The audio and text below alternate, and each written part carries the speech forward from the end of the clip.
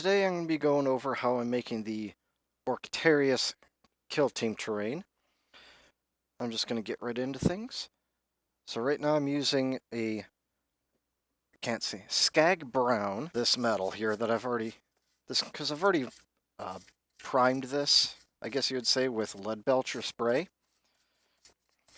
I want to leave some of these to be a little bit newer, so that the metal isn't going to be rusted as much. This Skag Brown is to give that old dirty metal look. So right now I'm just trying to show you the effects of, once it's dried, the Skag Brown, how it gives this nice dirty metal look. But this time I'm using the Corn Red to form the undercoat of the tanks. What I assume is some kind of gas container. The door here. I've got that, what I assume it was a door at some point. I've painted the inside of this door, but the next color we're going to be using is Everland Sunset. And I'm just going to go around these, I guess you would call them metal teeth, all around. I'm actually using the Everland Sunset as the base, or undercoat, for the Troll Slayer Orange. Some of the teeth as orange, like this will be a different color later on. Some other parts with the Wa Flesh. This is one of my older paints, so I'm not sure how well it's going to get right now. But basically, we're going to go over some of these panels here that have some electrical cabling. Some over here. We're going to look for little sections of canisters like over here. And we're going to get electrical panels. So like let's bring that closer to the camera here. Like that. I've already gotten the Wa Flesh and the Warp Stone. Let's bring that up a bit closer. All the way up on there. On that little panel. I figured why not over here as well. Over there. On that little container. Next, I'm going to do a little bit more work on some of these unpainted, well, less painted teeth. I'm just going to go over with Macragge Blue. All I did was put some of these metal teeth on blue, and I decided, why not? I'd get one of the orcs symbols on the side there. And this is just a very messy blue right now. The next part, we're going to be using Screaming Bell. And over here, this is where I'm going to put on like these little metal grates, I guess you would call them. I'm going to put them on certain sections of the piping, a few of the actual, oh no, I'm having a brain fart now. But the indicators on the tanks here, maybe a little bit on the wheel here for the door to turn around, are on the lights. I might put a little bit there just for giggles with the Screaming Bell all over to help be a little accent color.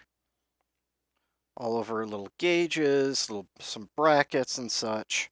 Next up, I'm going to use Basilicanum Gray, and I'm just going to stick it into the really deep recesses. Like I'm going to stick it between the little coils here. I'm put it inside the gauges. I'm going to try to use it kind of in the really deep dark areas that I can't really get to, even with like where a shader would not be enough. So I'm going to get it in the area around, oops, if I can not headbutt my own lighting, that'd be nice. I'm going to stick it in the area around here. I'm going to stick it between the little tools. And on this particular model, I'm probably also going to stick it underneath these ducts.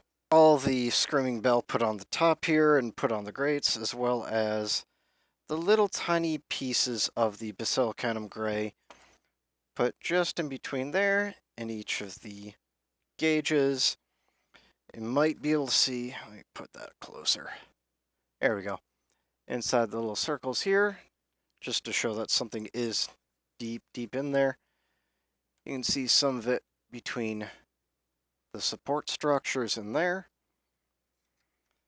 And again, underneath, oops, there we go, underneath the little vents.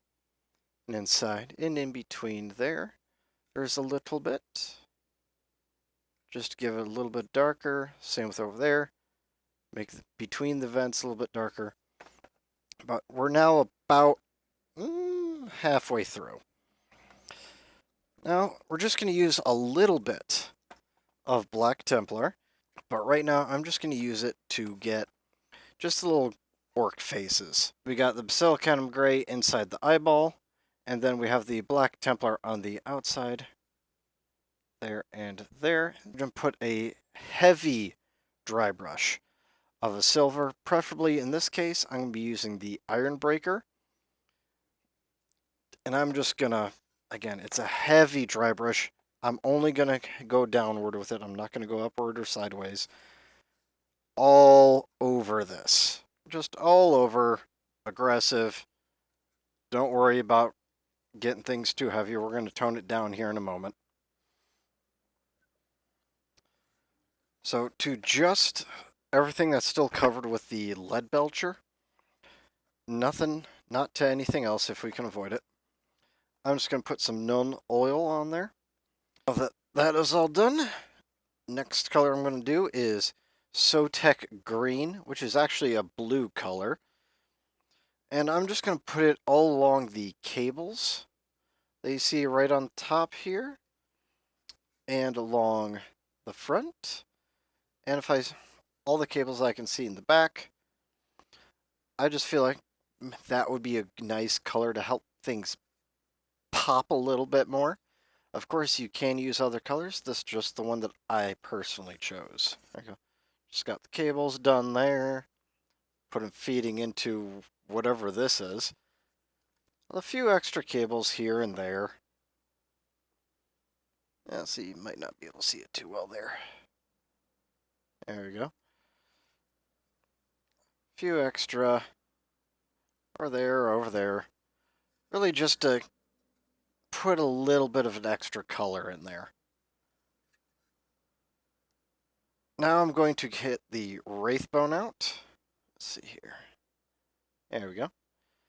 And now I'm just going to go over where all the lights and all the leather is supposed to be. So, like this bulb here, I'm going to just make the two sections the Wraithbone color. Do the same with that. The base of what will be the leather there. And actually, here's the other light. I'm going to do parts of that. And that's going to set us up for our next contrast color. And now that we've got that all done, now I'm going to take the Bad Moon, and these are lights. They don't necessarily have to stay within the lines. Remember we had set things up. Now I'm going to use the Snakebite Leather. Now I'm going to use Carroburg Crimson shader. And I'm just going to go over the copper and red areas. Again, anything that was copper just basically got slathered in the crimson. So next up, we're going to slather up the yellows with the Cassandra Yellow shader. A bit darker so you can see it a little bit better and things aren't reflecting back at you as much. It's orky, so it's supposed to be very uneven. You don't worry about it. I actually got to go over with Carrion Crimson on this and the door, but that's not too bad.